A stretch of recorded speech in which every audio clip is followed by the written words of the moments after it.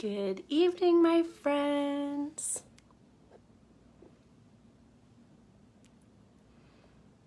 Just gonna make sure everybody says hi. Make sure you say hi. Where are you painting? Okay. Hey friends! What is happening? Yay, Wednesday pumpkin painting! How exciting. So everybody who's tuning in, please let me know you're here. Just say hello. Let me know you're here. Say where you are, where you're painting from. Hey Alex, yay, way to get the party started. I'm so excited to paint some pumpkins. We got rolling in our fall paintings on Monday, was it? It's only Wednesday. This has been the longest week ever. I'm sure everybody can attest to that. What a time. Anyways, but man, fall is so nostalgic. It's so great painting fall-y things and wearing plaid shirts and hoodies and sweaters. I go up and down, so I'll get like a cool breeze. I don't know if you've ever seen Groundhog Day when he's sitting there, he'll be like, a gust of wind, shh, a dog barks, roof, roof. And that's exactly how I feel. Hey Jose, hi Kelly, ooh, from Dartmouth, that's cool. And Alex's mom, cool, I'm glad you guys are painting together, how sweet, that's awesome. But yeah, whenever I get that like cold gust of wind, I'm like, ooh, it's almost time for a hoodie. And then it'll start to get dark early and I'm like, I don't want summer to leave me. It's very mixed emotions these days. Anyways, I'm sure we're all feeling quite emotional sending our babies back to school in the next few days. Hey, Darlene, yeah, nice. So anybody who's chiming in, please say hi. I love knowing that you're here with me, and let me know what you're doing, who you're painting with. And yeah, it's been a little while since I painted some pumpkins, so you guys are gonna have to bear with me. I painted so many pumpkins last year. I thought I had it down to a science, so I'm really hoping that my memory bank will serve me well for this round of painting today. Pumpkins are weirdly easy and weirdly very difficult to paint. We have to be really careful that we don't paint, they end up looking like vaginas sometimes, for lack of a better word. That's exactly what they look like a lot of the time. So I'm gonna try and make sure everybody paints pumpkins and not vaginas tonight. Hi, Julie. Nice name. Hey, Jackie. Sweet, I'm glad you showed up. Hey, Sandy. Thanks. Hey, Kate. Yay, Kate. Kate, I loved your painting. I just saw it in the group. All right, Janice is here from Leamington and Deb's here. Deb, I almost called you Story because that's my daughter's name and that's how she almost spells it. So, hey, Jolene. Yay, and Haley. Awesome. Way to make it. Is that Iderton?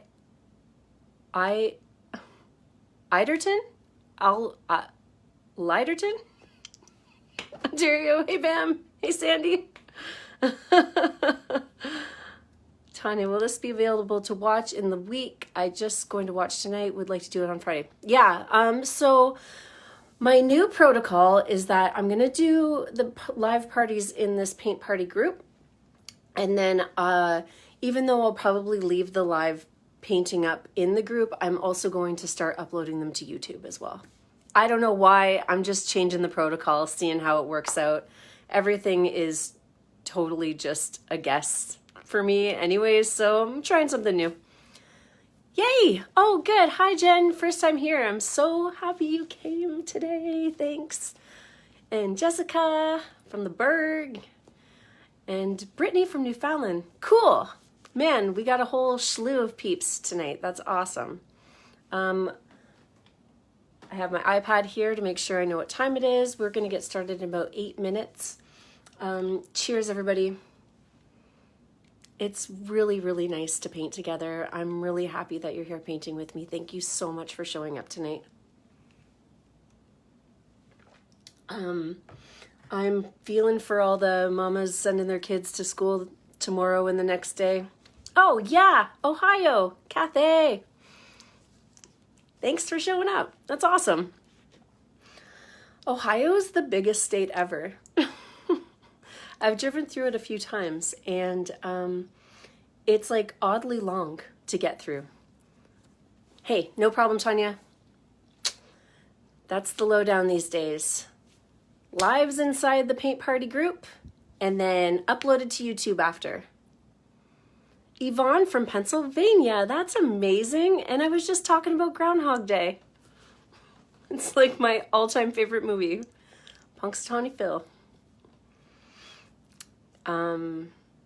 I have a lot of movies that are nostalgic and I like to watch, but Groundhog Day is like one of those ones that I watch every February 2nd. Like, no exceptions. Love me some Bill Murray.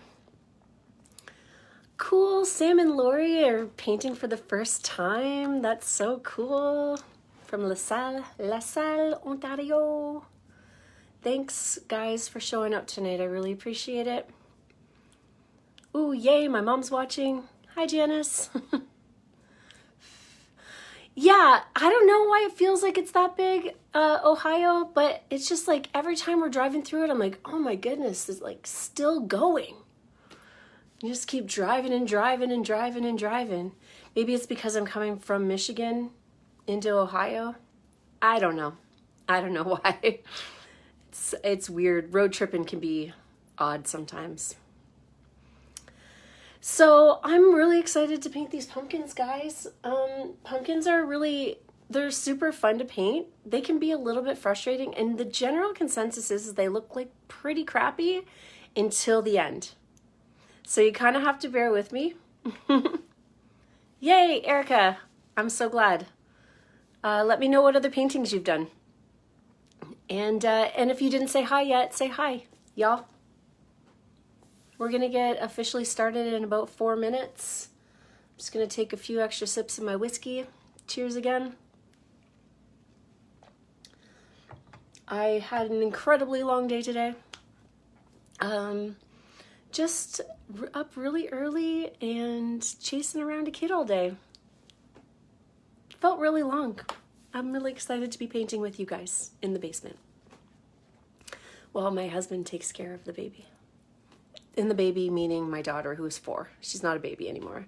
I'm probably always going to call her the baby. Maybe. We'll see. Hey, Angela. Oh, cool. Jessica, it's your first time too. Awesome. Hey, Christine. Yay. And Margaret. Thanks for being here again. I love seeing all the familiar names and faces. It's awesome. It's so nice of you guys to show up tonight on this fine Wednesday evening. Yeah, for sure, Mackenzie, I can. So I just use like mostly dollar store brushes. So you can get these at the Dollar Tree if they're in stock. This is like if they're there. I'm just going to say hi to a couple more people. So hi, Tony from Riverside. That's awesome. Yay. And Rosalie and Julia and Connor. Okay. Awesome. Okay. So my paintbrushes, I have a 3/4 inch nylon fat brush. I call him Fatty McFatterson. And then I also have a 1/2 inch flat brush, nylon flat brush. It's like the little sister to the big one. And then I have this like really long skinny brush that I like to call Old Faithful. And not too many people are super stoked on this brush, but I love it. I love this brush, and this is the brush that makes us all our little curly cues and our long sticks and stuff. So these are my 3 main brushes that I use for like most of my paintings. All right. So more people are coming in. Cool, cool, cool. Oh, you have that glass too? I totally stole it from my mother-in-law. Don't tell her. And Donna is here. Oh, good. I'm glad you showed up again. That's awesome. Yes, and painting is a really sweet date night. My husband's done this once with me. So yeah, I know it's so nice, Margaret, for the to be doing fall-y things. I love all the fall pictures. So and we're doing more pumpkins next week. Next Friday I have a paid party, and then I'm actually putting together a free painting tutorial as you know, like you can sign up with your email and get a free tutorial. So keep your eye out for that. And Louisa's from Sturgeon Falls, and Anne-Marie's here again. Yay, thank you. I always enjoy my whiskey. Crown Royal, plain Crown Royal is all I like to drink. Actually, that's not all. Like, I'm not that picky about things. I love Crown Royal, and I love really good coffee, but I'm not going to be picky and choosy about my brands. That's just the way it goes. No problem, Mackenzie. Yay, you made it, Sunday. Sweet. Hey, Barb. I need this too. We all need it. Nobody knows how much they need to get creative until it's time to do so. All right, Jessica, cool. Happy 22nd birthday to Alex Carpenter. Sweet, painting with Mom in Amherstburg. Awesome.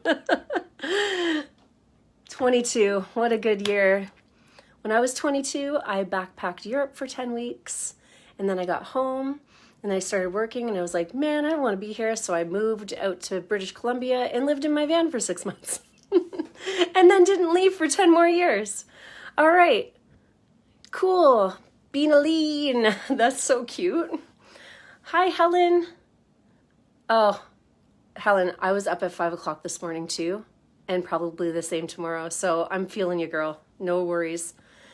Hi, Stephanie Pouget. My best friend is Chris Pouget. I don't know if you know him.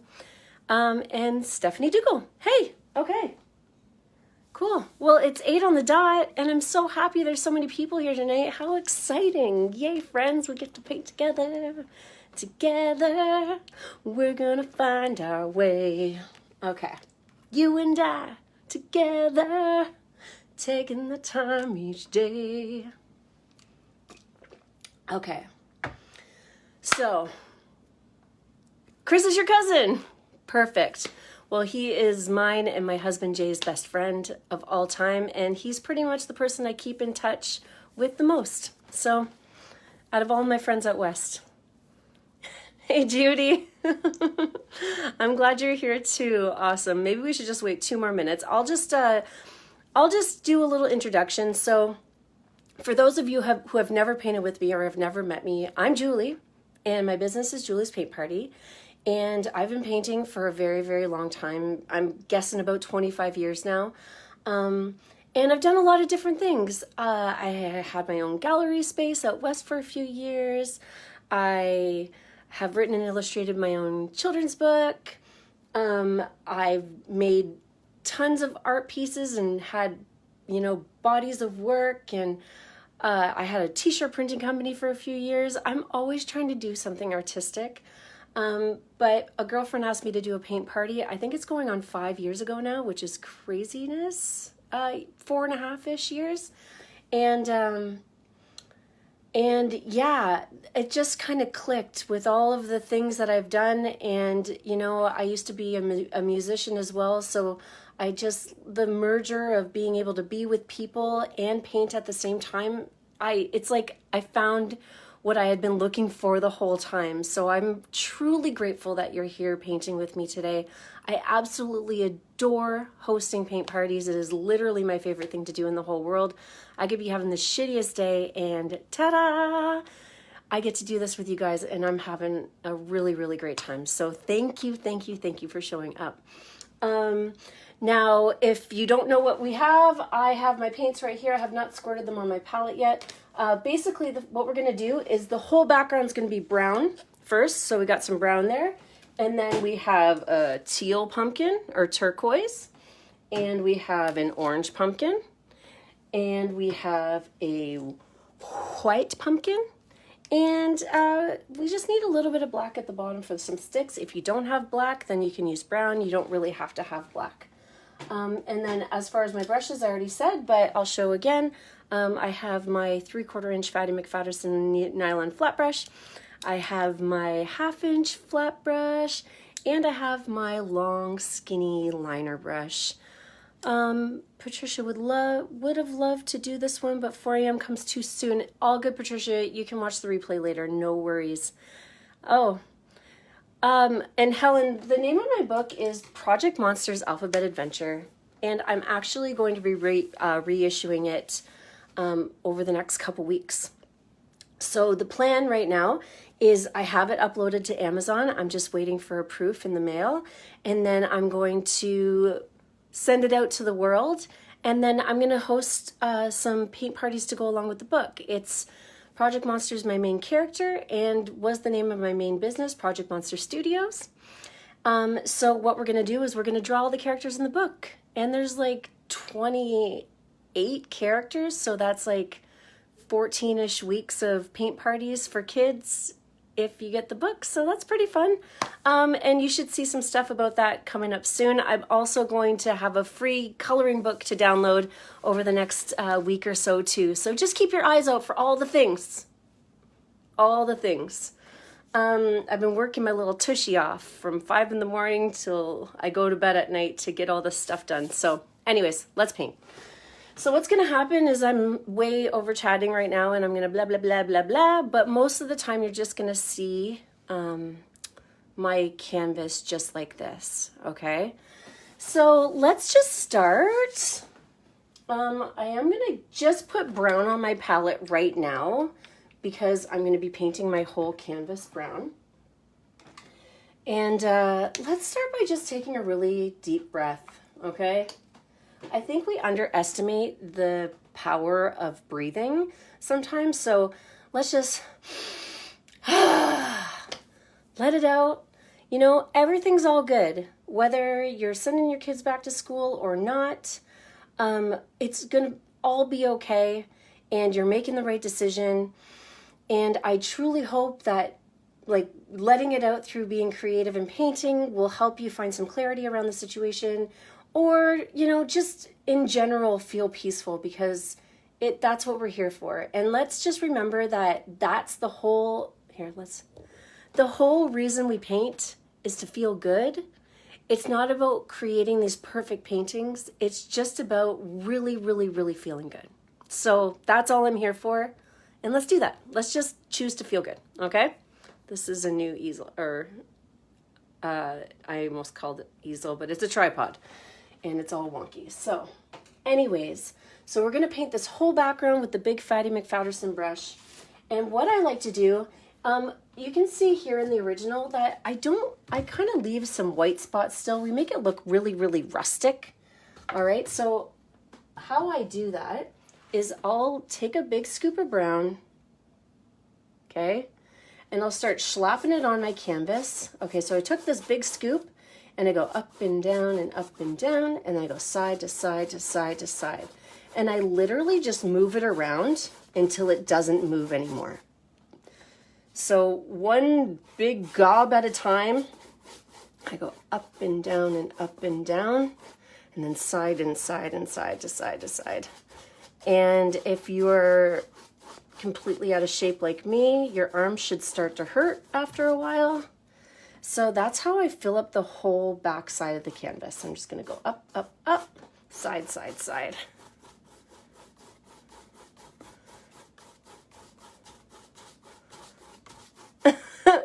Oh no, Jim, Token Jim is broken, Jim. That's the best line I've ever heard.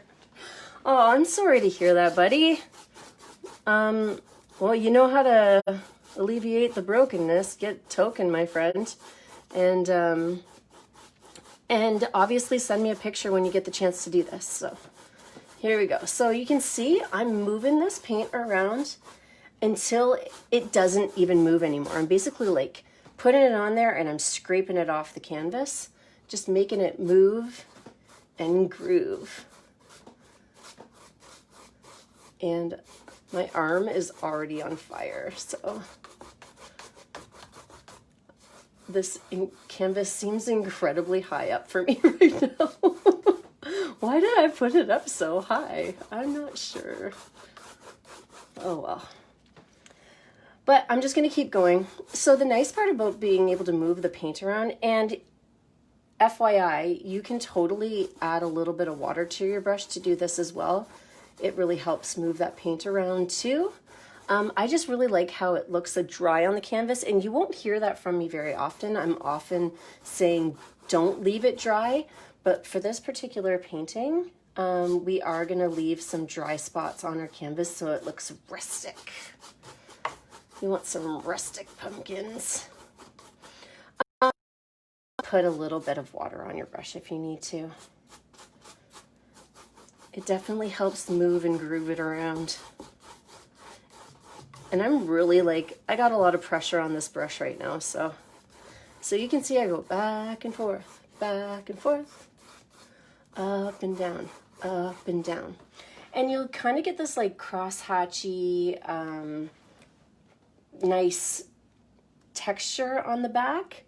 I mean, you can go like this too, but I feel like there's something nice about the stable up and down, side to side swipe action.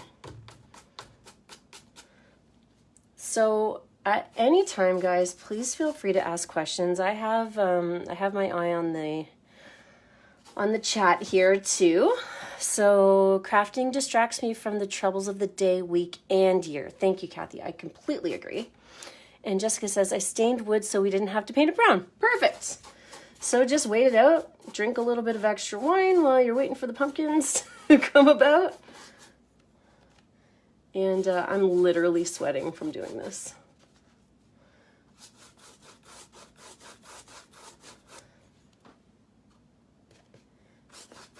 All right, yeah, you know what? Adding a little bit of water actually really does help. So go ahead and do that if you want. It really helps move it around. Actually, standing up.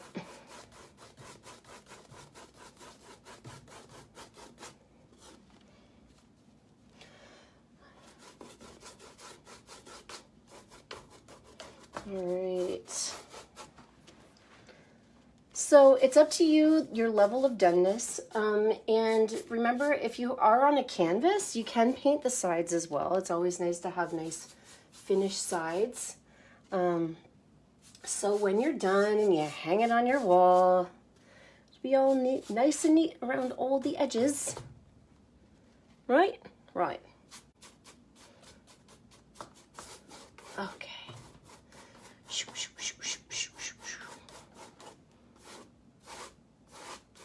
All right, so I need to see some thumbs up for when you guys are done your canvas. Let me know when you're feeling good about the outcome. I think I'm gonna leave it at that. I'm just gonna, once I have all the paint I feel like I'm gonna put on there, I'm going to just keep moving it around for a few minutes. So this helps it dry faster, and you're still kind of moving that paint around so that it fills up all the spots, you know? All right, Sandy Ross, I used barnboard, painted it brown, and did a cuddle mix of white and brown on the edges to distress and rubbed with a paper towel. Look at you, nice. If you paint on wood, do you have to sand it first so it's smooth?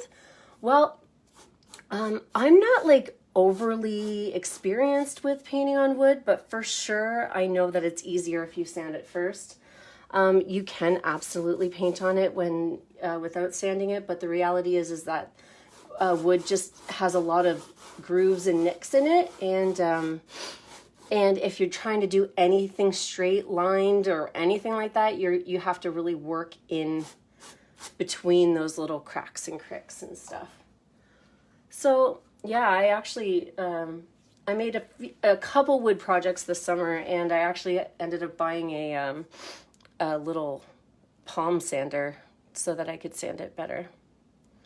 What a teacher's pet, Sandy. I like it. Deb's calling you out, man. What's going on? I think that's a first. All right. So, I need some thumbs up, friends. Let me know when you're done painting your backgrounds. And I'm going to get some white and a little bit of extra brown, because I used up my whole schwack of brown there. And some teal. We're going to start with the teal pumpkin on the bottom, and then we're going to work our way up. So get those colors ready. Oh, okay. Okay, good. Julia, yeah, you got to work those arm muscles, man. You got to really, it does take a little bit of forever. I'm not going to lie. Nice, Deb. Okay. Perfect. All right, I'm getting some thumbs up-ins. That's what I like to see. All right, Alex, Tony, Donna, Melissa, thumbs up. I wish I could see your faces. So that's one difference between the Facebook Lives and our private paint parties is that we do them on Zoom, so I get to see all your beautiful faces, and you get to actually ask questions with your voice instead of just on the screen through text, even though chatting really does help a lot. Sometimes you can be a little bit more clear, but sometimes not. Sometimes talking is better. All right, sweet, sweet, sweet, sweet, sweet. Okay. So, let's make some pumpkins that don't look like vaginas, okay? And it's not an easy feat. And I'm not sure that I make pumpkins the same way as everybody else, but we're gonna try anyways. Okay, awesome guys. Stoked. Super stoked. All right, so I'm going to bring the original in here for just a second. So we're going to see here. So what we're going to do, we're going to start with a little bit of teal, and we're going to make our pumpkin lumps. And yes, pumpkin lumps is the best word I've come up with for pumpkin lumps, okay? Pumpkin lumps. And I'm probably going to say that like 800 times over the next 20 minutes. Oh, who knows, over the next hour, however long we're here, I'm not sure. So I always like to start from the outside of the pumpkin and work my way in. But something that ends up happening is when we're doing these rounds, I find that people like to start attaching them in the middle, and they get smaller and smaller when they should really be the same size. So whenever we're making these little lumps on the sides, we're always going all the way down straight to the bottom. All the way down straight to the bottom. And then we make a kind of an ovally round one in the middle, but it always hits the bottom. So sometimes these lines end up look kind of tapering in. And that's when it looks like a vagina. So we're going to try and not do that, okay? But we'll see. You guys let me know how that turns out when we start doing this. Okay, so the first thing we're going to do is just use the teal, and we're just going to make the shape of our pumpkin to start. So we're going to use the big brush. No, we're going to continue to use our brush. So I gave my brush a really good rinse. I rinsed all the brown off. And then we're going to use that same brush to make our teal pumpkin. And the teal pumpkin's the biggest one. So we're going to go almost all the way to the edge here. Okay? And please note that, like I said at the beginning of the party, pumpkins always look kind of crappy until the very end. So don't feel discouraged. It's not until we put the actual stems on that you're like, oh, thank God it looks like a pumpkin. Okay, so just bear with me. All right, so I have my teal here. I'm getting it loaded up. I'm going to start probably, I'm going to say this is about 10 inches down, maybe 8 to 10 inches. And I'm going to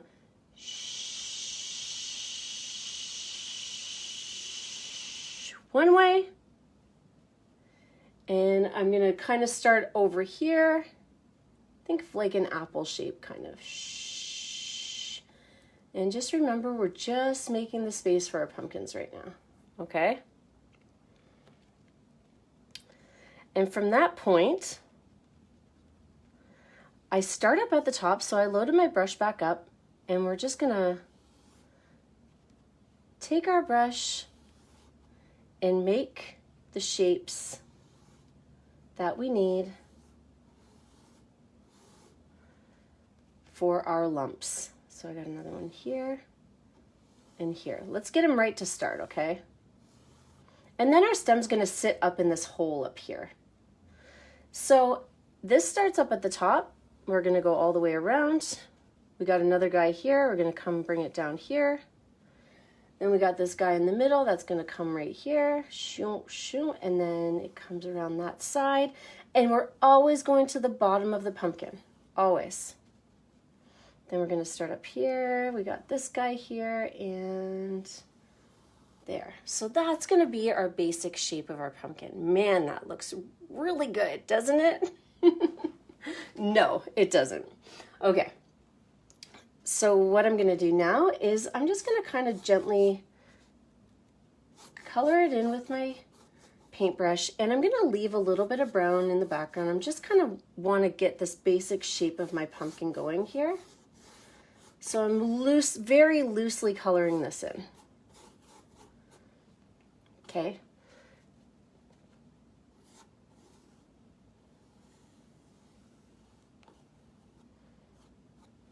All right. So that's our start. That's the start of our glorious, glorious pumpkin. Do you see it? Do you see how amazing it looks? All right, so generally, I'm just gonna bring in this guy again. So just to show you, the outside edge of our lumps has white on it for the highlight, and the inside of our lump has brown.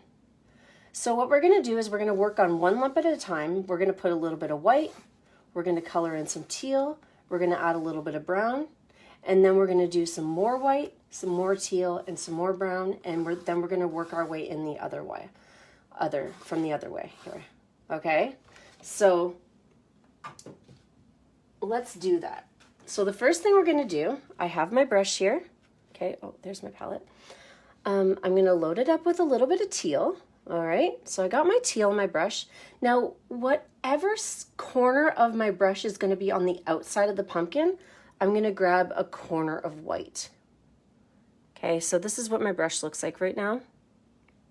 All right, so that upper corner is going to do the outside edge of my pumpkin.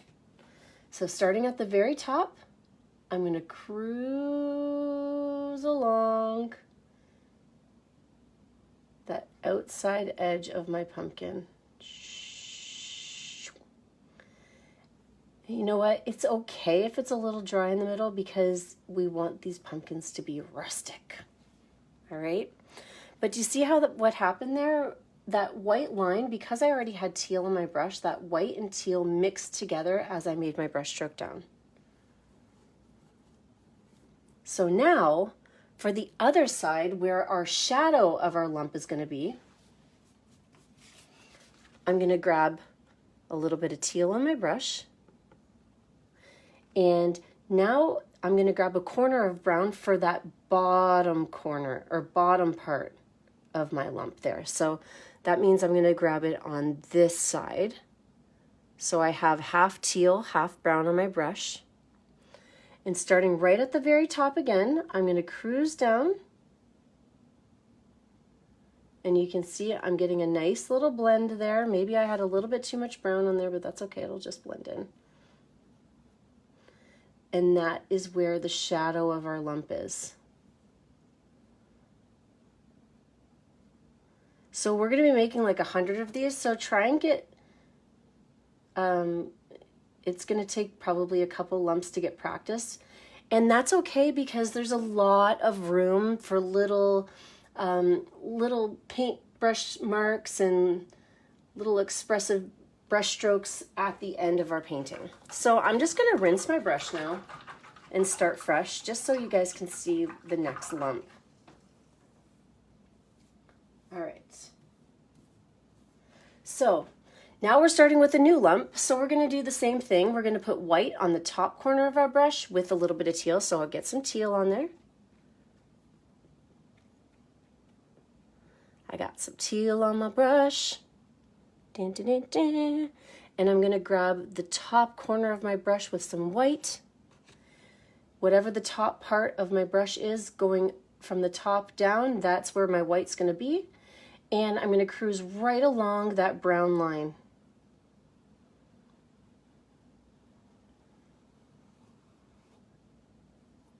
Now, if it's not like, If you're not completely happy with it at first, just trust me that there's lots of room to fix it up. But this is a great way to learn how to use your brush and get some blends in without overly trying. Okay, I'm just gonna color this in a little bit more teal. And then I'm gonna do the same thing on this bottom half of my lump. So I'm gonna grab some teal. I'm gonna grab some brown on the bottom corner of my brush. And then I'm gonna cruise along that line. Might have to do it again. There we go. And now I have that shadow there. And you can always pull up from the bottom if you want to put a little extra brown down here too. So we really want the upper sides of our pumpkin lumps to be lighter and whiter. And we want the lower end to be darker and browner. And that's just because of light and darks and shadows and highlights. So let's keep going. Now we're going to do the other side of the pumpkin. I think I need a little bit more teal on my palette here. Okay, so I got my teal there, filling it up. And now that I'm going this way, I'm going to be putting the white on the other side of my brush, so that when I cruise along this line,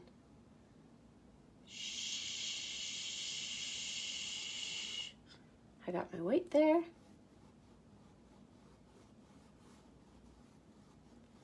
And then I'm going to do it again with the brown, fill it up with the teal, grab a corner of brown, and so my brown's fading out halfway along, so I just grabbed a little bit of extra brown and put it on my brush.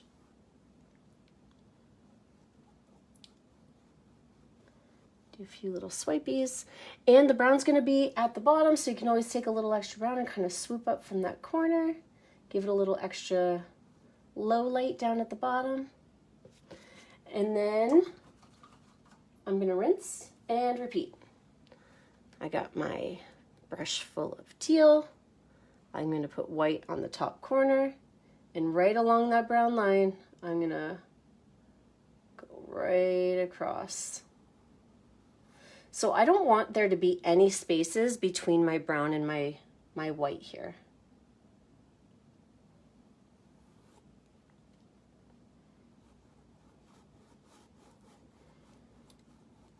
Put that in, and then teal, the little brown on the bottom, and all the way down to the bottom. So all the way from the top down to the bottom there.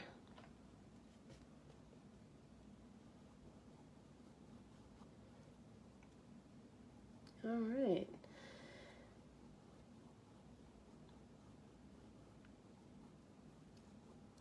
Take a little extra brown, swipe up from the bottom. And our pumpkin's starting to take a little bit of shape here. And I'm going to say it probably 150 times tonight. It's not going to look good. It's not going to look good right now, so please don't feel bad. It's going to be okay. I promise the outcome's going to be okay. All right? So this lump in the middle is going to be oval shaped. So we don't really need to add brown to the one corner of our brush. We're just going to swoop up from the bottom, but right now I'm going to put that white on the top corner of my brush. I'm going to cruise down the one side here, and I'm starting at the top and going all the way down to the bottom, and then it's kind of rounded at the top here. We have a little round lumpy there, and I'm also going to take white and do the same thing on this side. So we're finishing off with white on both sides of this lump.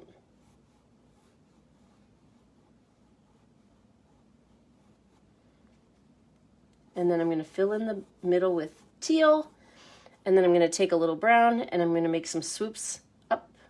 And I do this pretty quick because it's nice making these little swoopies up into the brown, or sorry, the brown swoops up into the teal when the paint is still wet. Sorry, I got a goop there. Got a little lump. because the paint, there's still room and it's still malleable, and you can like move that brown around a little bit more. And you can do it when it's dry too. It's just nice to do it a little bit while it's still wet.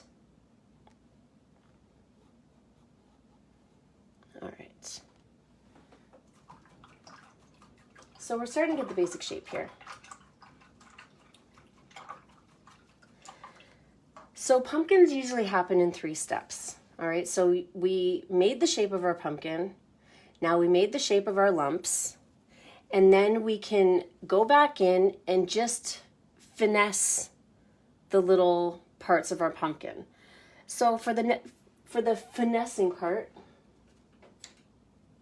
I'm going to grab my medium flat brush here, and I'm just going to fix up little areas. So anywhere there needs to be a little extra white, I'll just swoop in a little bit of white. If there needs to be a little extra teal in some places, then I'm going to swoop in a little bit of teal, and so on and so forth.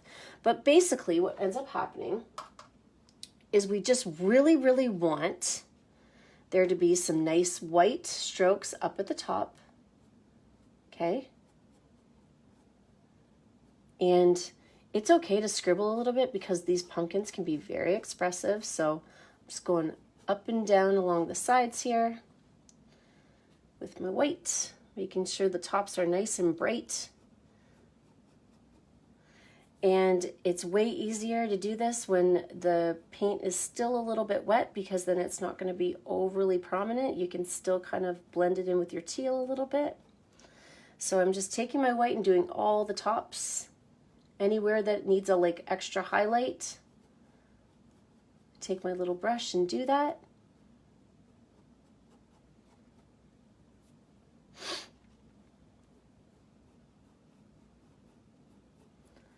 And I hope you guys aren't stressing out too much about this, because I have to admit, pumpkins they seem a little tricky, but they really end up looking really good. If the more you can let go around your pumpkin, the better off you'll be. I'm really, really, really cheering you on to not be hard on yourself, especially in this part of the painting, okay? Anytime I've made pumpkins with people, it always looks totally garbage until the very end. So just use that as solace. Okay, so you can see I'm just taking a little white at a time. I'm just cruising along these lines, making sure they're nice and bright. And then I'm going to do the same thing with my brown inside the shadowy areas. All right, so I'm just going to take a little bit of brown, and then right in these little crevices,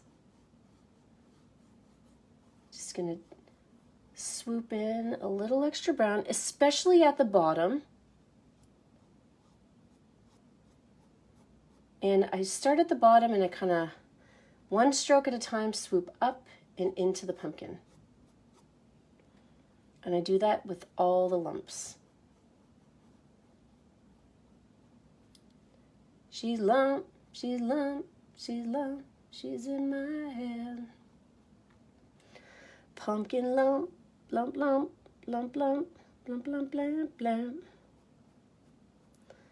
So you can see, one step at a time, I just go right to the bottom of that pumpkin lump and I just swoop up, one little swoop at a time. Kind of blends in with the teal a little bit, which is perfect. And I can darken up some of those little crevices here.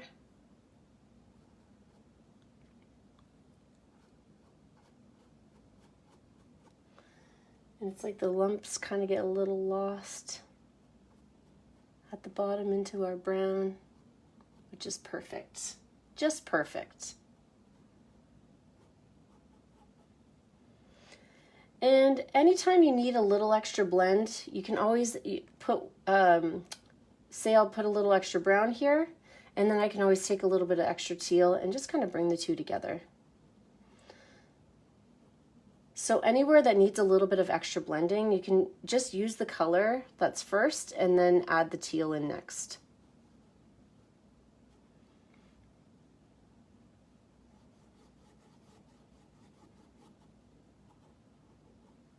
All right.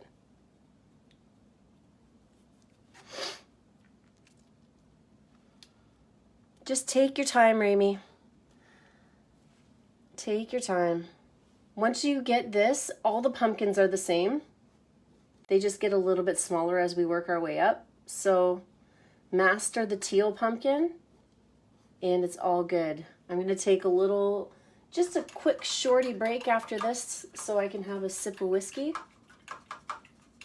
And I also want you to remember that this can be continued to work on after the fact too. So you can see you can always go back in, swoop in a few little extra lines in there.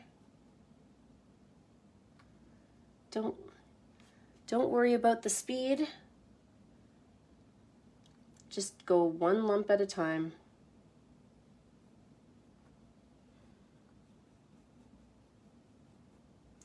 One lump at a time. All right. She's lump.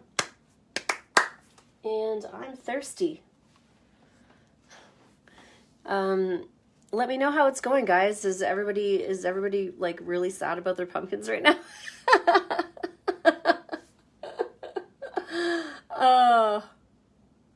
I'm like just reminiscing on how nervous pumpkin painting always made me last year because of how discouraged everybody gets at first.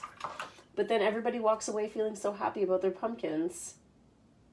Of course, unless they look like vaginas. So let's eliminate that fear.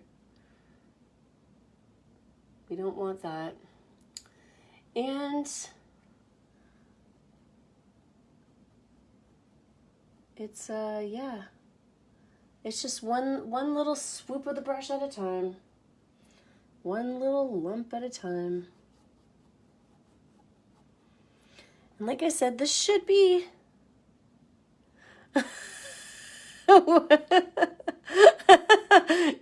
Yes, ours looks awful. Yes, we are not doing the same picture, it seems. Well, I mean, do you guys see mine? It doesn't look good. Yeah, Heather, that's probably, if it looks like an apple, that's probably a pretty good start. You guys just gotta trust me, okay? You gotta trust me. It literally, they don't look good until we put the stems on. Tony, I'm putting glitter on the bottom of my pumpkin. Should I do that now? It's dark blue. That sounds fun. Honestly, I can't really guide you in that department. I don't usually use glitter, so I'm super excited to see the glitter pumpkins. I wish I could see it too. No, it's probably pretty general. Mine looks pretty muddy too, guys. It's all good. It's honestly, bear with me, okay? I know you can't just trust my words, but I'm really asking you to just trust my words right now. All right. Now, 3-step pumpkins are okay. And as long as you have the basic shape of the pumpkin down, at the end of the painting, after you put your stem on and after you actually see that it is a pumpkin and not just like a series of gross paint strokes, you'll really be able to envision where you need your little bit of like little expressive marks. And Kathy's pumpkin looks like a butt. You know what? They do. They kind of look like butts. They're pumpkins, if you didn't know, are kind of phallic. So, welcome to the world of pumpkins.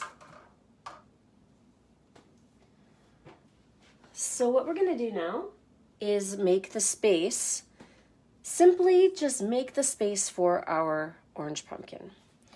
All right, so we need to like let go of all the bad feelings that we had about our first pumpkin, and then we can use the knowledge to create our next pumpkin and just feel a little bit better about it, because at least we know the basic shape of the pumpkin now.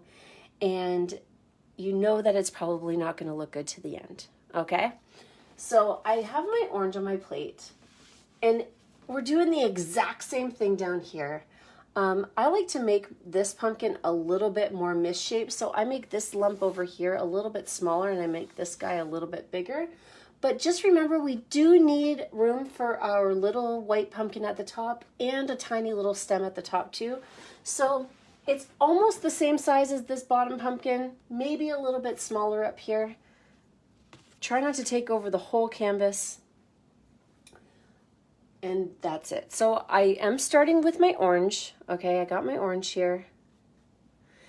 And I do suggest, so if you feel like this pumpkin isn't completely finished right now, I'm assuming that you at least have a general idea of where your lumps are going to be. So just let's move on to the orange one, because there's lots of time and room to fix up our pumpkins afterwards, okay? You know, painting is a really, really, really good lesson in letting go, and that's why it's so good for people who have a hard time with perfectionism and things like that, because you kind of have to get through it and finish it, and that can be really, really difficult sometimes. So, oh, I'll show the finished one, yes. There you go. Here's the finished one. So next side, I'm going to go a little bit shorter over on this side, and I'm just grazing the top of the other pumpkin, just grazing the tops. And then I'm going to go a little bit bigger up here. So it's a little smaller here. It's just it's a more little lopsided. No problem. No problem, Heather. Okay. And a really good practice too. So just in case, you don't want to overtake your teal pumpkin. So if you kind of cruise just over top of the other pumpkin down here, you can always fill it in a little bit. Try not to go too far over top of your teal pumpkin. All right, so I'm going to start about here, and I'm going to go down all the way down, same deal, around, and I'm just going to cruise right over the tippy top, and so there's one lump.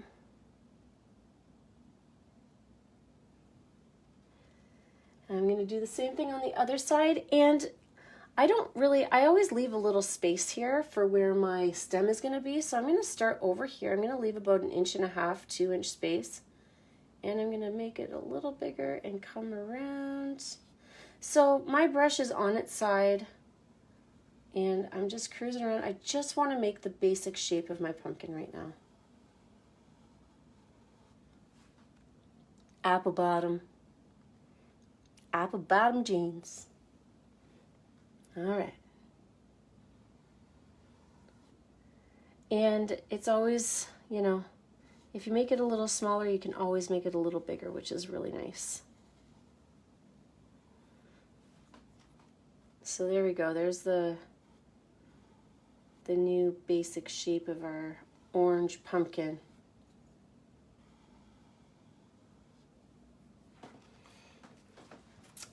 Now, let's make some lumps. All right. So we're going to have a lump here, all the way down to the bottom. And we're going to go here, all the way down to the bottom. Actually, this one's going to go a little more over here. Make it a little bit more lumpy on this side, so that I can bring this guy in a little bit here. And then I'm gonna start over here and make a lump here and here. So you can see all of my lines start at the top, and I'm leaving a space for my stem. So there's gonna be a stem that lives in this empty space area here. And I'm bringing my lines all the way down to the bottom. They're not ending up in the middle up here, they're ending down at the center of my pumpkin down here. All right. So now that we know where our lumps are, let's start giving it some dimension. So just like before, I have my orange paint. I'm going to grab my top corner of white for the top of my lump, and I'm gonna shoot it in.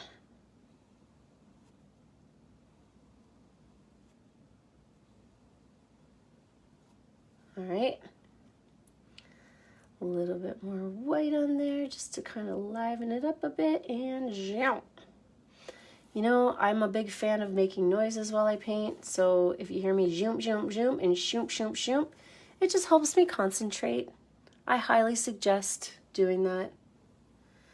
But I really am trying to do this in one fell swoop, so it's really nice to get from one side and just make the brush strokes nice and long. Even if you have to color it in here, then just go over it again so that you have a nice long brush stroke. And then again, I'm going to grab a little bit of orange, and then on the bottom side of my brush, I'm going to grab a little bit of brown, and I'm going to cruise right along that line there.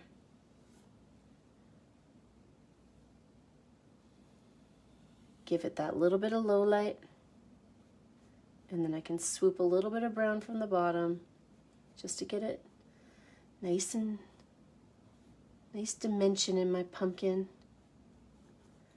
And then top to bottom, and then little swoops up from the bottom towards the top just to kind of give it that little shadow down there. This is something that you can do later too if it doesn't all happen in one fell swoop. It's all good. Okay. So let's do that one more time. I'm going to grab a little bit of orange. A little bit of orange. Wait, where's my top corner? Top corner of white. Ooh, it's a lot, but that's okay. And I'm going to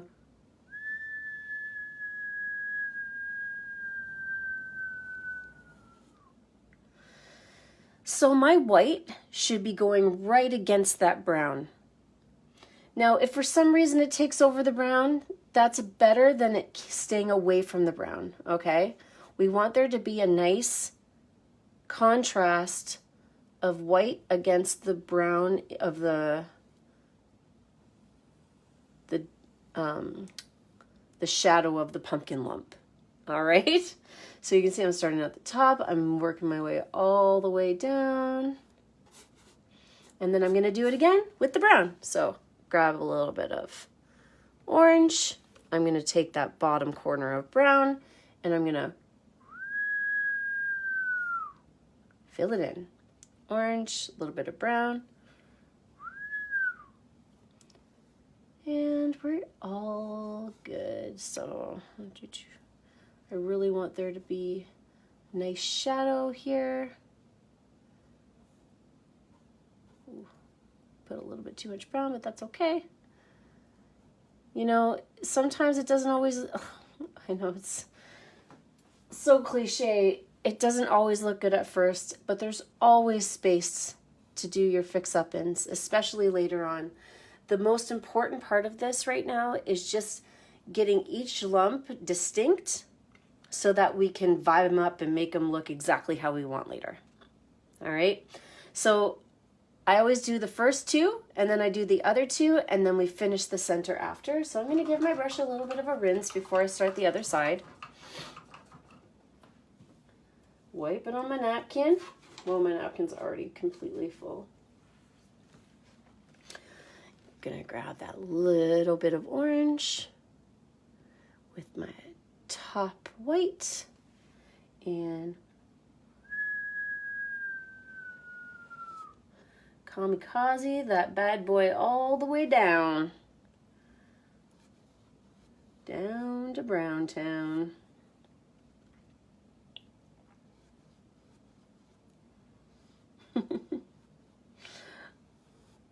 I hope you guys are having more fun than not right now. And then same deal. I got my, just gonna fill this in a little bit more. So with the orange, you can like really see the highlight up there. I'm just gonna get a little bit more white. And then same deal, take a little bit of orange, gonna put the brown on the bottom part of my brush and cruise down that side there.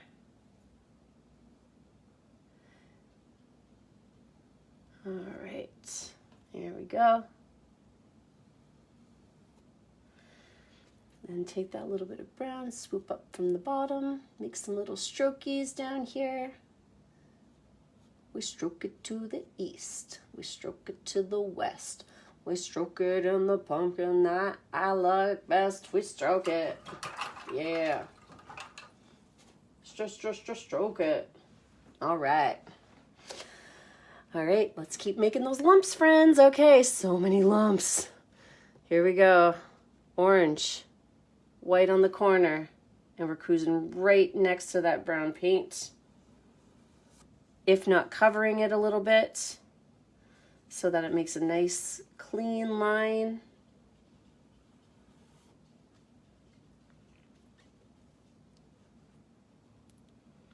Nice clean line, and then whack it on the other side with that brown right along this edge here.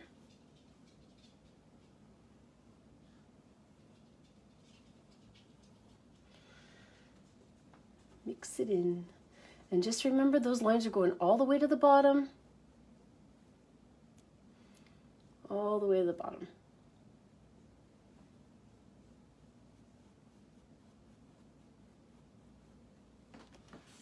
All right. No problem, Helen. All good. Thanks for showing up. I really appreciate it. All right. I know it's definitely later. So I usually do my parties at around 7:30, but I figured that everybody needed a little extra time tonight, so I thought it would be a good idea to just start a little bit later. But yeah, you guys can watch the replay tomorrow if you need to. No offense taken. All good. Okay, so our last lump is in the middle. It's going to be oval shaped, and we are going to have white on both sides of our lump. So I'm just going to take my orange, grab the white, start at the top, and I'm cruising along that brown line. That way. I'm going to do the same thing the other way.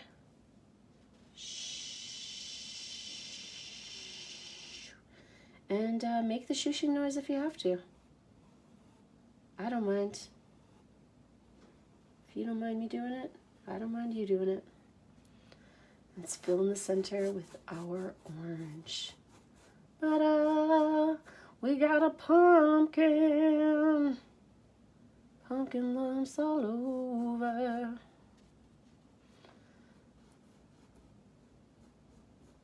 And then I'm just going to take that little bit of brown, start in the center, and I'm going to make little swoops up towards the top and in the same shape of our lumps.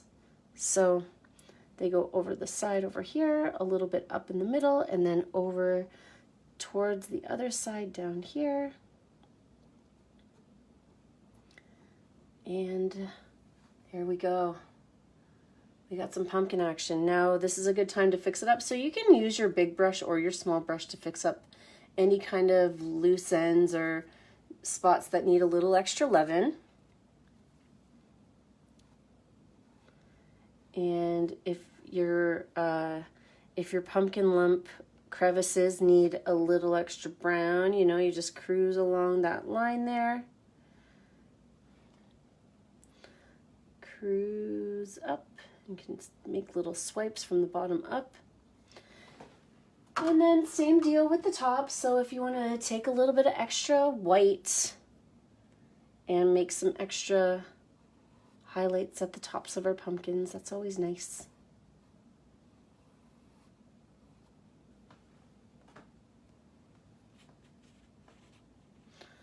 Very, very nice.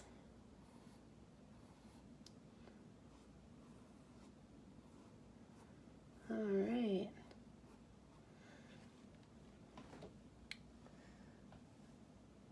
One little lump at a time.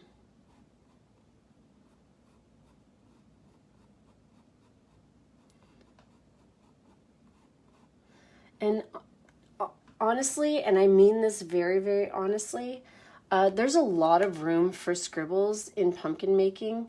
So, and I truly feel like the more expressive you can be with your paintbrush, the nicer your pumpkin ends up looking in the end. So don't be afraid to put a little scribble here and a little scribble there. There's something really, really nice, and it really vibes up the pumpkin when you can just make little scribbles in little places, as long as they're in the right places. So any white scribbles on the top of the pumpkin and any brown scribbles at the bottom of the pumpkin is pretty much going to work.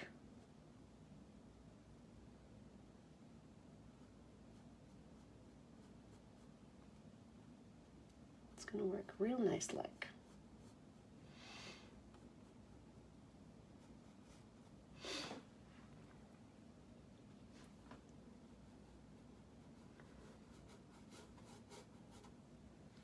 All right, drink time.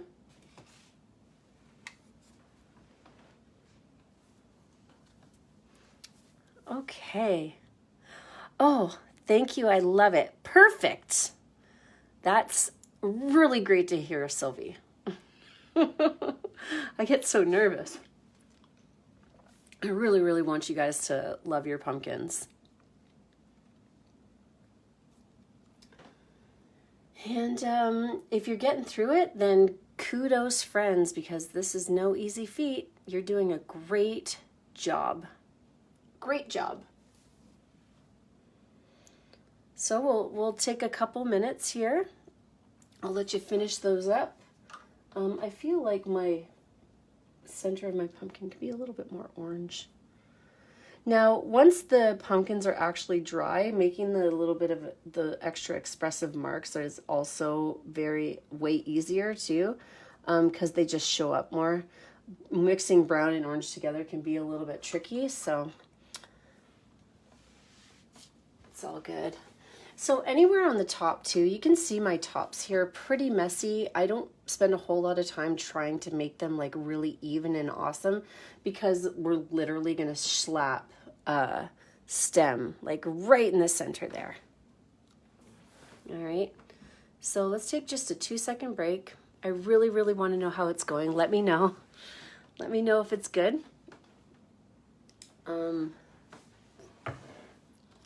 Let me know if you need to drink more.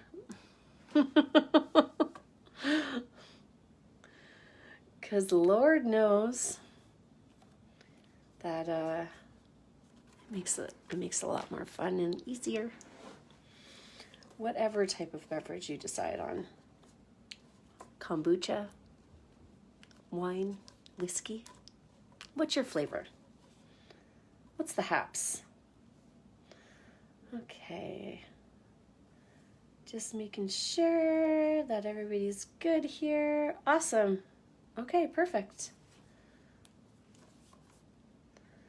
Now, the white pumpkin at the top of our painting is kind of cool because it's really just white and brown.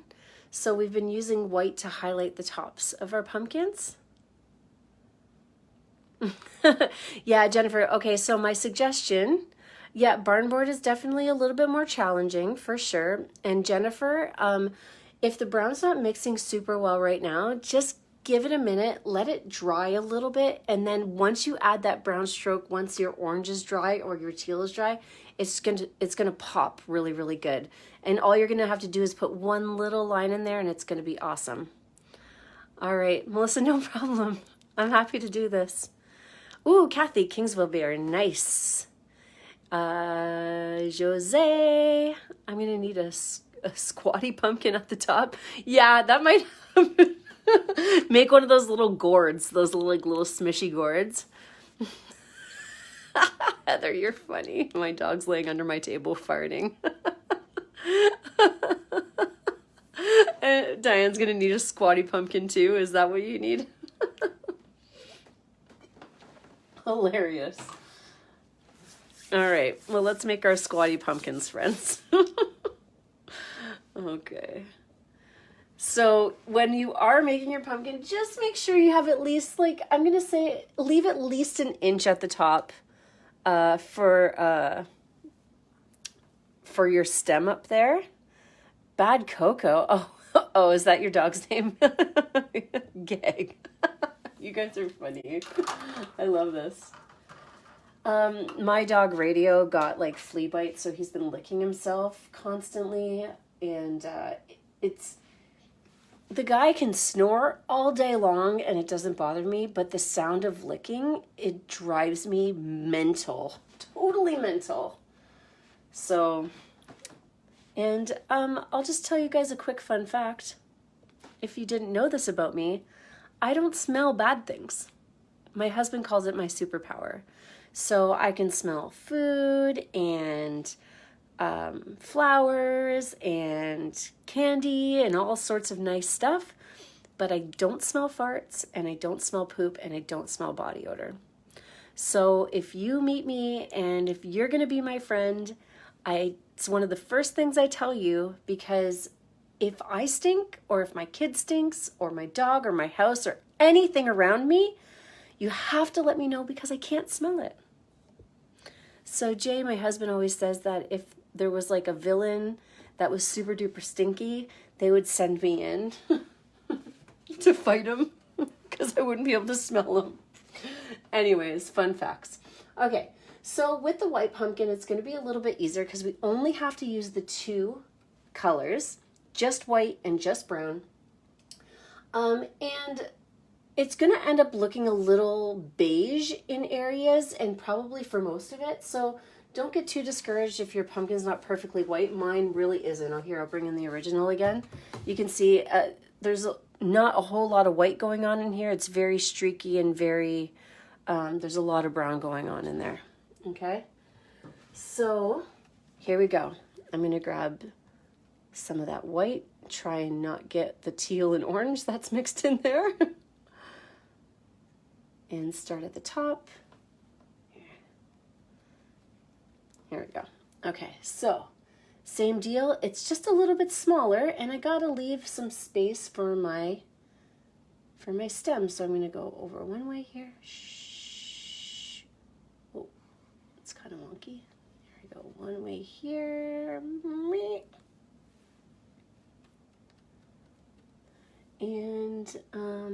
And this guy's a little bit different too. Okay, so I got another lump over here.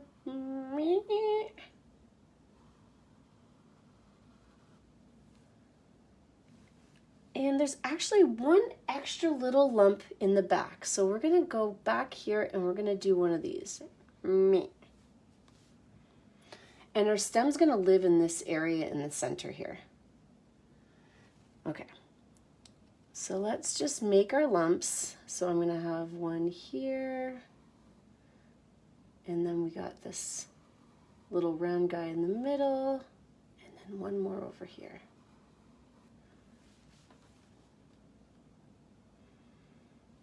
So let's just reiterate that our lines go from the top all the way to the bottom.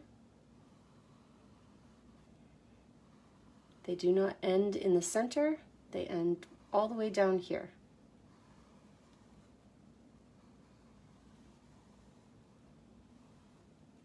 Okay. Yay!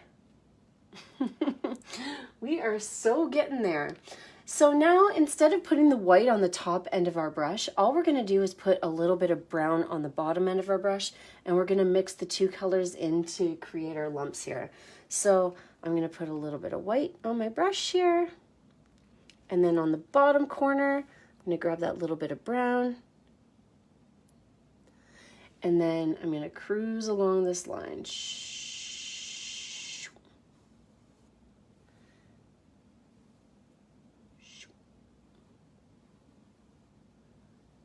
So there's going to be this nice little blend going on. And when you start to pull your brush back and forth, it's inevitably going to bring some of the brown into the white, but that's okay. As long as the crevice is a little bit darker than the top of your pumpkin, that's good. And you can always add a little bit of extra white to the top of your pumpkin. But same deal, we want a little bit of that brown to swoop up from the bottom and up into your pumpkin lump there. Oh, just fix up that side a little bit, meow, and voila. So I'm going to keep doing that. I'm going to grab a little bit of white, grab the bottom brown side there, and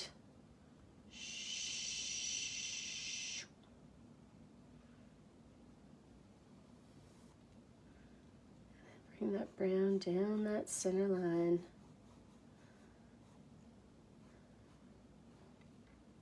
Put me in, coach. I'm ready to play today. Look at me. I can make center lumps. Okay.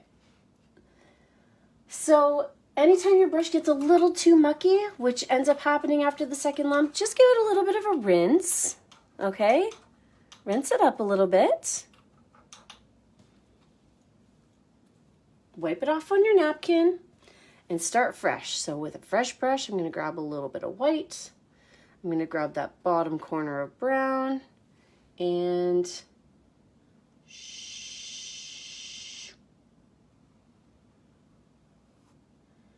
swoop it in. Swoop, swoop it out.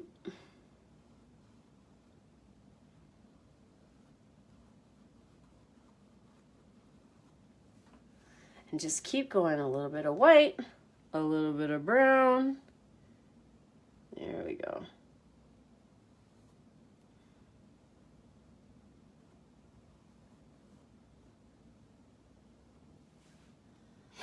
And you might need to make it a little bit more brown later. We'll see. Now for this white part, I am just gonna color it white first. And then I'm just going to swoop up a little bit of brown from the bottom. So I'm going to take that little bit corner of brown and swoop it up. Oh, I might sneeze. Apologies ahead of time. Ooh. No, I'm going to avoid it. Perfect. Okay, so for the white pumpkin, you can see that my lumps kind of they can get a little lost. Oh, I'm overworking it, but they can start to get a little lost a little bit, so you might need a little extra oomph of brown. But first of all, I'm going to color this top guy up here white. He's just going to be straight white. Oh, well, thanks, Laura. That's nice. Okay, and then I'm going to move on down to my medium flat brush.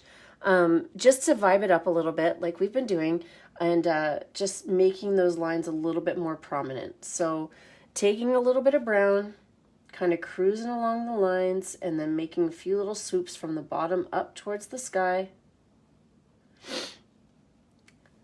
It's gonna be the ticket. Shoop, shoop, and making swooping noises. Shoop, shoop, shoop.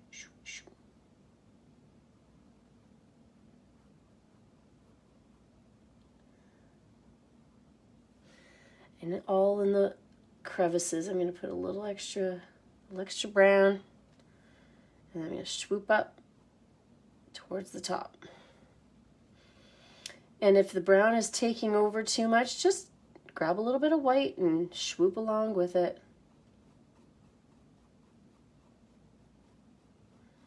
And I will remind you one more time, maybe 8 more times. There's always room to fix stuff up at the end, okay? So if something isn't showing up, like if the brown's not showing up super good or something like that, you can always add a little bit of extra later on. After it's all on and you take a step back and you really give it a good look-see.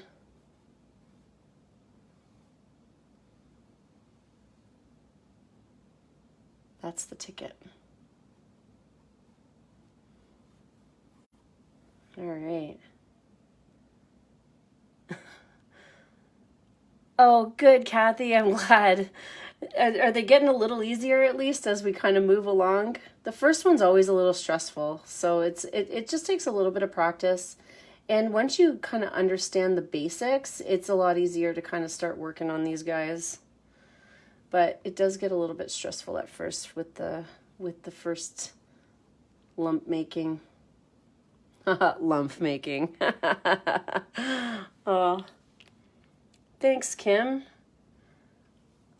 Practice. And, you know, that's one thing I keep saying as well, you know, like, I mean, I actually know some very incredible artists. My husband's grandma is an absolutely incredible artist. She could paint something to look exactly like a photograph. I don't have that. I can paint well because I just really like doing it. So if it's something that you like to do, there's definitely room to learn how to do it well. It's not like might not happen overnight, and I've actually learned quite a bit doing these parties, and I've been painting for years. But when you're doing all sorts of different kind of styles and techniques and stuff, it's really cool. You really start to grasp a whole new view of actual painting, and just getting better and better at it. I took graphic design in college, and my teacher was an absolutely incredible artist, and I can never understand, but then he explained that when he was a kid, he literally only sat in his bedroom and drew for hours and hours and hours a day. And you can't not get better at something when you do it like all the time. So that's what's so nice. And I think that's what's really nice. I have a membership going, so I think the ladies in my membership appreciate that. Just to have an excuse to do it all the time is a really sweet thing as well. You can, you know, it's really easy to not paint. So to let yourself have that time, you know, a couple hours a week or whatever it is, which really isn't that much time on the grand scheme of things, but it can really just change everything if you give yourself that time on a weekly basis, especially if you're getting better at a craft. It's really nice. I've seen some massive improvement in some of my members' artwork in the last month or so. It's been awesome. Okay, so we got the trifecta on there. Oh, thanks, Karen. Yes, Susan, thanks. I know you know. It's just like when you start practicing and you kind of start to get the hang, and you start to see things differently when you're doing it like on the regular, right? So it's drink time. Our last pumpkin has been completed, and now we can finally move forward with our lives. So from this point here, what I want you to do is take just a few minutes and kind of go from each pumpkin to the next and fill in any areas that you think just need that little extra something. So if you need some extra white along the edges here, and that's what I feel like mostly mine needs. So just grab a little bit of white and kind of make these tops like really, really nice and bright. And then it's really nice to have that contrast on the bottom. So I feel like mainly focus on where the lights and darks are. So the tops of the pumpkins are white. And then the bottoms of the pumpkins are brown. And getting those little extra swooshes up at the top are always really, really nice. Nice shiny pumpkin. Extra, extra shiny. Yeah. Gotta love me a shiny pumpkin. All right. Yay, we did it. Yay. I know, it's so exciting. So we have all these like little holes where our stems are going to live. And our stems are going to need a couple coats because the brown can be very see-through. So just take a few sips of whatever you're drinking. Take the few extra moments just to fill in all those little extra details that are it's very easy to do those later on too. This is probably a painting you could probably work on for a while. So just keep that in mind. Don't stress out about it too much. pumpkins. And don't forget to just do some scribbles. It's nice to have a little scribblage in your pumpkin-y area there. It's good. Scribble it just a little bit. Paint water? What does that mean? Did you drink your paint water? Oh no, please Heather, tell me you didn't drink your paint water. You're supposed to keep your drink far, far away from your paint to alleviate any unnecessary paintbrush swooshes in your drink. You see, I have a sippy cup now. It's the best thing that ever happened to me. My whiskey sippy cup. Which is so great. I'm so glad I stole this.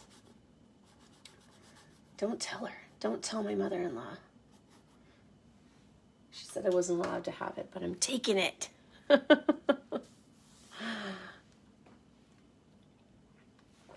Okay. So let's stem it up, friends. So with the stems here, I'll just bring in the original one more time. Maybe 2 more times.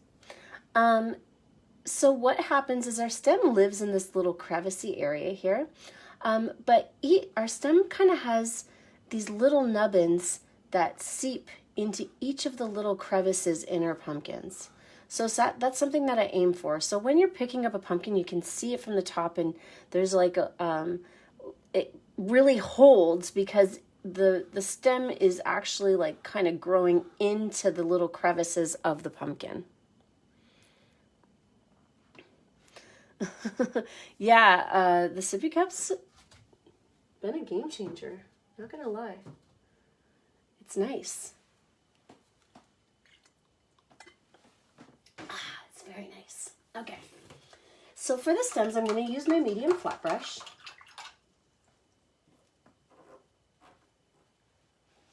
So this guy here, all right? And the stems are going to come up into our other pumpkins. So I'm just going to start by putting a little bit of brown. We're going to do this twice. So starting it at the top, and in that first little crevice there, I'm just going to decide that and honestly, have fun with this. You can make, the stems don't have to look like mine. They can be whatever kind of shape you want. So this guy's going to go up and over and kind of cruise down straight and into this little crevice over here. Okay? I'm just going to color them in. Now, you can add a little bit of white in with your brown if you're not feeling like it's showing up very good. Adding a tiny little bit of white in kind of makes it a little streaky, but we can do that the next time around. Now you can see here, I'm taking my brush and I'm swirling around the top of the lump and into the little crevice of the other lump there. And I'm working my brush around the tops of the lumps, but I'm letting the corners kind of come down and into that little crevice. So you can kind of see, you can still see the shape of the top of the pumpkin, but you know that little bit of stem is kind of creeping down into there, into those little crevices, into the crevasses. All right.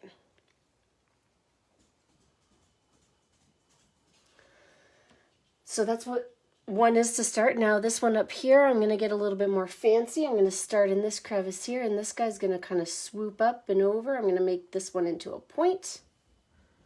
So I just have my brush on its side and I'm cruising up and over. And then I'm going to cruise up and over, and it's almost like a little witch's hat.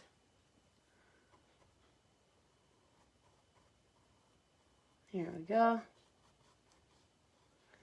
And just into whatever lumps. So it might kind of look odd, but just go with it.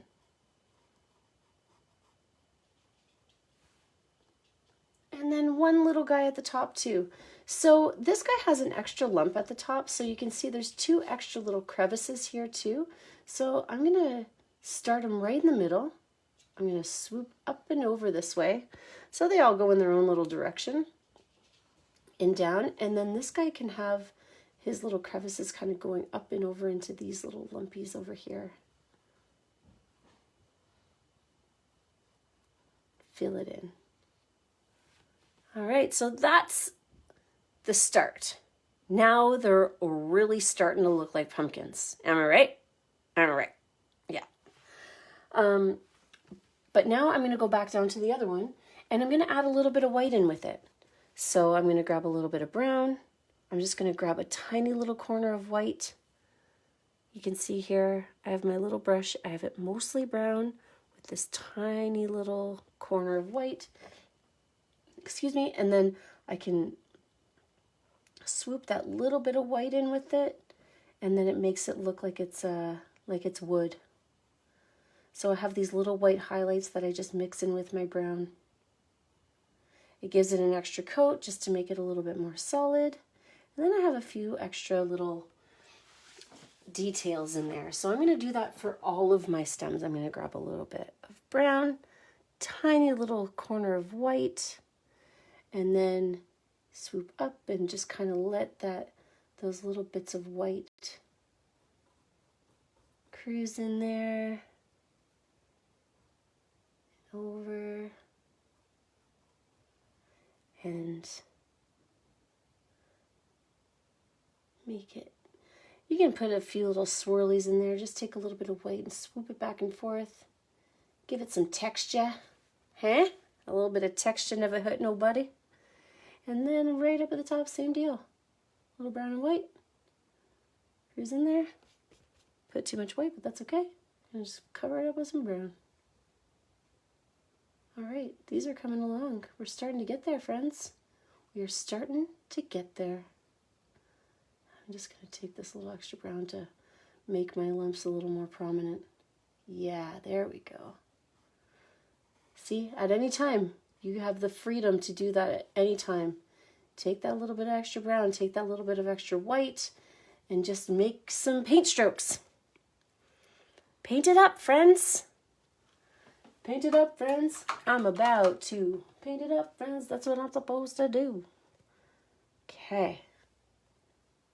Swoop it in here. Oh, see, then that happens. Oh, well. Okay. And then I just get rid of all the brown that I put on there. Ebb and flow. Ebb and flow. That's the whole mode of painting. The ebb and flow. All right. Here we go. So there we are. We have our stems happening. We have our lumps on.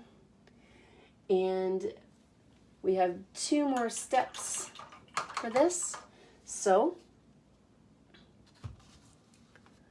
first things first, since we already have the colors on our palette, we are going to make a few little swirlies.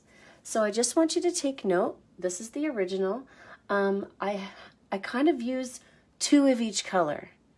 So I'm going to use my long skinny brush, and I have a couple white swirlies, a couple brown, 3 brown swirlies, and 2 teal swirlies. So use whatever you want. You can even use orange if you'd like. There's no rules as to where and how you want to put your little viney swirls on there. I just like to use all the different colors because it's fun. But the swirlies can be a little bit tricky. So I am going to just give you guys a second to keep your stems on there. And I will show you what I like to do. I feel like there should be just enough paint to make my swirlies here.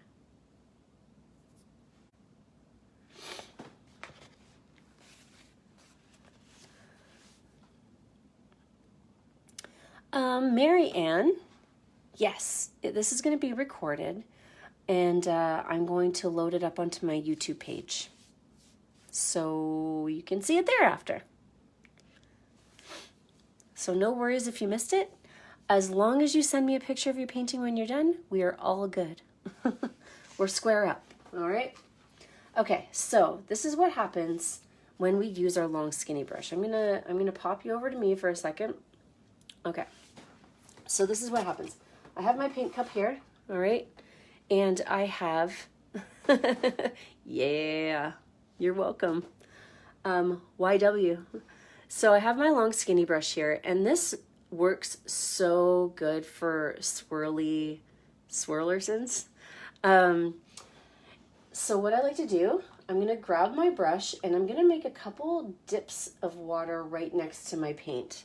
And my water's really gross, so that's just to let you know, it's like this pukey green color right now, and I don't care. The white doesn't go on pukey green, it still goes on white, so don't worry about it too much. But I just put those drops right on the side of my paint there, and I really load up my brush. Now, the little bit of water in that paint just really loosens it up and allows my brush to continue on and continue making the swirls without drying up. And that's key, because when you use straight paint without the water in it, the paint just dries up really, really fast. So you have to be kind of careful, and it's just really, your brush glides so much easier across the canvas when you have a little bit of water in it. All right, so I'm filling my brush up. You can see here, got my brush, I'm filling it up. And it's pretty watery, so I always kind of pull and I squeegee off some of that excess water. All right, fill, fill, fill, pull and squeegee off some of the excess water. But I got a nice full brush of white paint here. All right, so I'm going to repeat. Drops of water right next to my paint.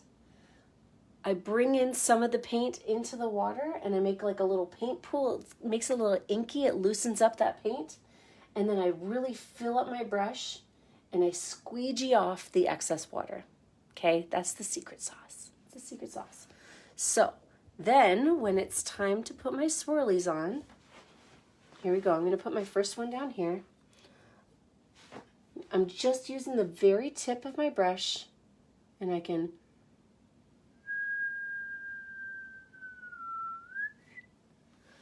put a swirly there, and then I can make another swirly over here. And it just keeps going and going until I'm done. And the long brush can get away from you, so just take your time. This doesn't have to happen fast. When you have enough paint and water on your brush, you can take your time. I'm just using the very tip of my brush. And because I have some looser paint in there, it just filters towards the bottom, so I'm able to continue with my swirls. All right, so I'm going to do the same thing with my brown. So I have my rest of my brown paint at the bottom here. I'll take a couple drops of water, 1, 2 drops of water right at the bottom of my plate. I'm going to mix in that brown, loosen it up, maybe 1 more drop of water. Now the brown's tricky because if I put too much water in the brown, it won't show up. So there's got to be like a balance with your brown paint there. And all my white's running into it, so that's all right. And then I fill it up and I squeegee off some of that excess water. So my brush is really, really nice and full. And I'm gonna go for a brown one right here. I'm gonna, see, I had too much water, and I'm gonna try that one more time.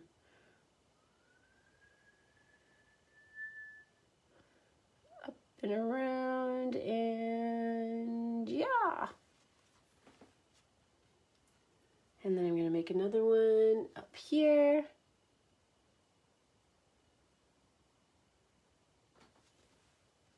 And then one more at the top.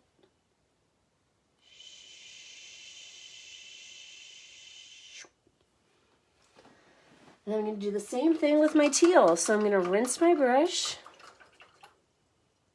put a couple drops right into my teal paint.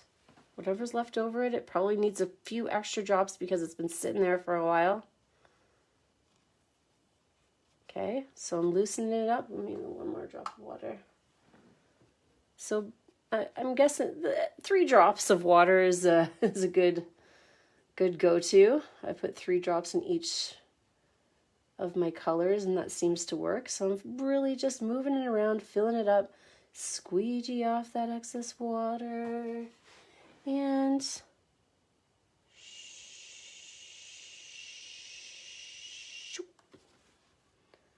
Now, you don't have to make curlies.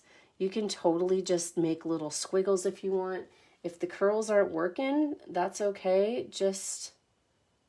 You can just at the end go like make like a little squiggle. You can pull up and make a little squiggle, and that'll be just perfectly fine as well. Okay. So we have these sticks at the bottom, and it's pretty much the same technique. So basically, well, you're gonna need some black. So there's 2 sticks at the bottom that crisscross, and you need some black. So I put a little bit of black on my plate there, and we're using the long skinny brush. So same deal. I'm gonna take my brush and I'm gonna put 3 drops of water right next to my black, and I make a little ink pool down here. So I'm really filling it up. Push and pull in, get that brush nice and full of paint. Squeegee off that excess water. And then I'm making 2 sticks at the bottom that crisscross over each other. Okay, so let's get in here a little bit more. Just gonna do a little mini close up here. There we go. Okay.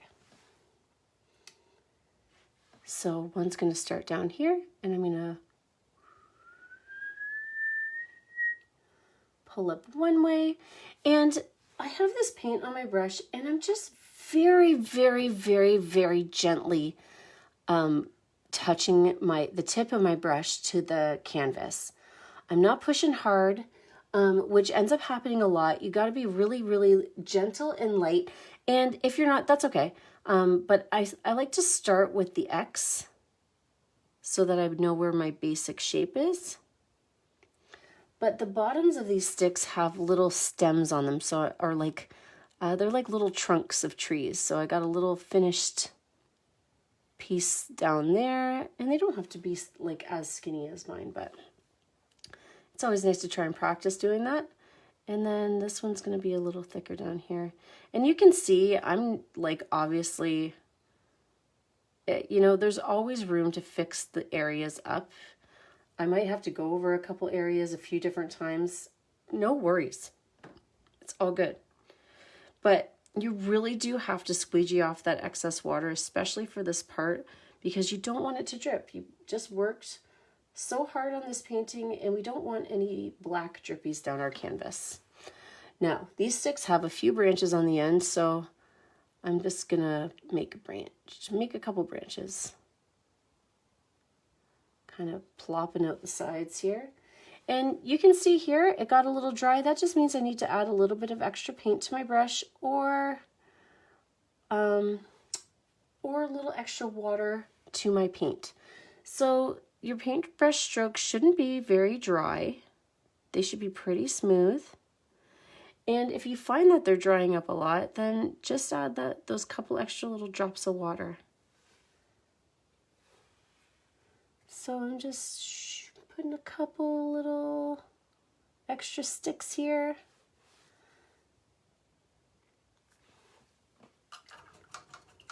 And then at the very bottoms of those sticks, I'm going to put some globs of white.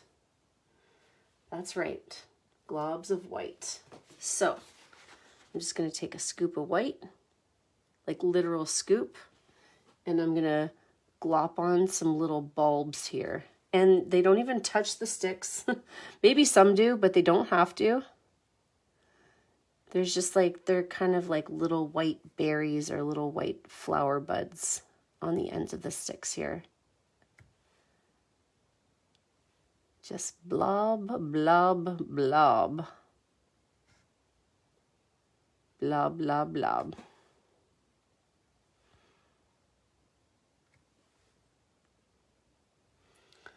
And there's no rhyme or reason. There's not like a certain perfect amount on each stick or anything like that. Just kind of deciding when and where to put them. There's some bigger ones and some littler ones. And I'm just going to continue until I've used up all the white paint that I have left on my palette, because I've pretty much used it all. Used it all up.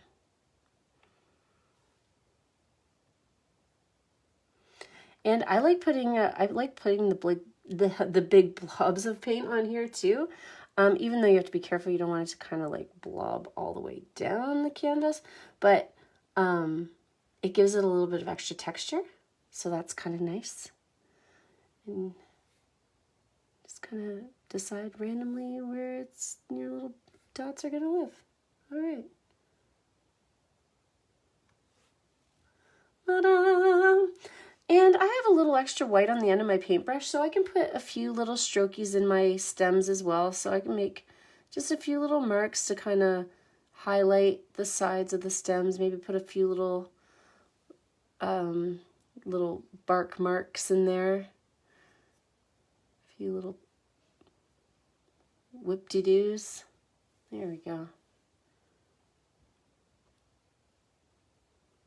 And voila. You didn't think it was going to happen, but we got through it. All right. So, I don't even know. I hope that showed up. Oh yeah, okay. Perfect. Let's see if I can get this back to normal here. Here we go. All right, well, I'm really happy that 75 of you are still here. That's absolutely incredible. Thank you so much for showing up tonight, guys. I'm over the moon happy that you spent the time and took the time for yourselves to be here with me and to paint this with me, because let's be honest, it's pretty fun. Am I right? I think so. So, with that said, I'll just talk about the few things I got coming up here while you guys finish up your paintings. If you have any questions, please feel free to ask. I have a party coming up. We're painting more pumpkins next week on the 18th. It's $15 to join in that one, and it's a private Zoom meeting, and you do get access to the recording after if you can't make it. So we're doing a painting of 5 pumpkins, and that is the 18th on the Friday, and then on the 26th we will be painting some really colorful and whimsical birch trees that are very fall-esque. And then I have another fall free painting party that we're going to do on the equinox. We're going to do it on the fall equinox this year, which I believe is the 22nd. It's a Tuesday. So anytime you're kind of like, oh, I feel like painting, what am I going to do? Just go to my page. You can go to the events page on my Facebook page or on my website, which is juliespaintparty.com, and check it out. And then if that at all interests you, I do have a membership program going on. So you can go to juliespaintparty.com/membership. And for $20 a month, you get access to all of my paint parties. And I send out 1 or 2 pre-recorded high-definition painting tutorials as well. So you're usually getting at least 4 paintings a month, 1 a week. For about half the price if you were to join the parties just on your own. And then, keep an eye out for my book that I'm going to be re-releasing. And then if you are homeschooling or doing anything with your kids this upcoming school year, please keep your eye out for that, because it's going to be really fun. I'm going to literally teach the kids how to draw, paint, do different crafts with the characters from my Project Monster book. So keep an eye out for that too. And I'm also going to be offering a free coloring book as well. You can either download it yourself, or it's going to be available on Amazon to buy if you don't have a printer and you don't feel like printing it. It's literally just at cost. I don't make any money off of it at all. That's actually already available. So if you go to juliespaintparty.com/coloring book right now, you put in your email and then you get a link to download all the coloring pages, and And then you can give them to your kids to color. They're just random creatures. It's called the Curious Creature Creative Coloring Book. And I made these creatures a long time ago, so don't judge. All right, what are we saying? Oh, thanks, Kathy. Thank you so much for showing up. Yes, Pam, all good. I know I can go a little bit fast, but it does get late, so you can always kind of rewind, repeat, check it out, see the little paint strokes that I do, and make your pumpkins amazing. And Mary, that's a good question. I'm going to have a full schedule for the kids starting in October. But as far as upcoming free paint parties, I don't have anything booked yet, but I kind of just fly by the seat of my pants in that department anyway. So just stay tuned and keep your eye out, and make sure you keep checking back on my Facebook page, because that's really, and now that you guys are in this Facebook group, it'll be a lot easier for me to keep in touch with you. Yeah, I know. Honestly, it is a super small world stuff. Chris is the best. He's one of the most talented people I know in the whole world. And I'm so happy for him because they're having a new baby. Yay! So good.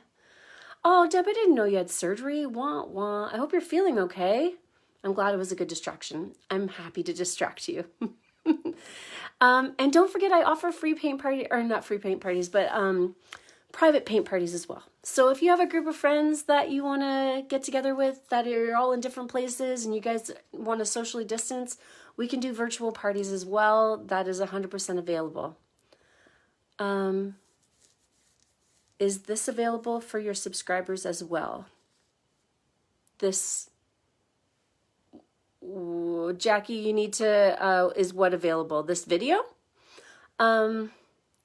Thanks, Christine. I'm glad. Oh, thanks. I like to entertain. I like to make people feel good and laugh.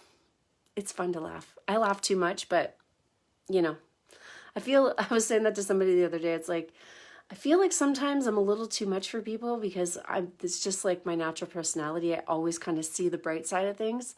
And some people don't really like that, but I can't help it. I honestly can't help it. I literally laugh at everything. Yay. Yeah, this video, Jackie, will be available. So this is just going to be on my YouTube channel. So you'll be able to access it at any time to watch this. Good, Heather. I'm glad you had a really good time. This has been really fun. This is actually one of the funner parties I feel like I've done. I think I'm just really excited for the new season of fall. Thanks, Susan. Yay, you guys are super great.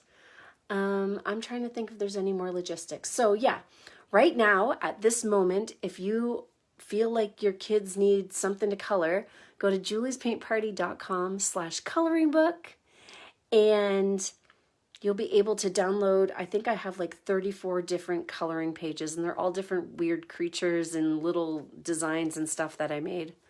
Thanks, Kathy. Thanks, Heather. Thanks, Diane. And thanks, Janice. And yes, please send me your pictures. And don't just send me a picture of your painting like this. Like, I want to see your face in there. Okay? I want to be like,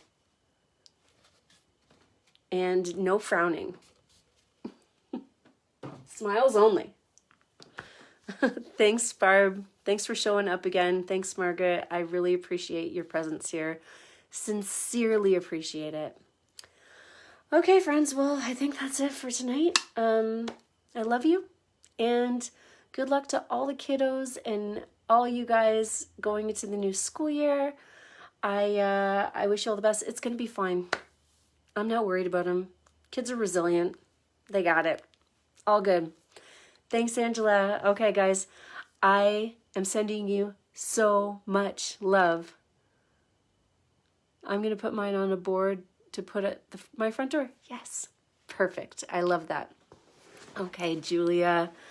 Oh, and the membership, you can go to juliespaintparty.com/membership if that's something you're interested in. All right. Mwah. I'll see you guys next time. Keep your eye out for all the things. Okay? Bye.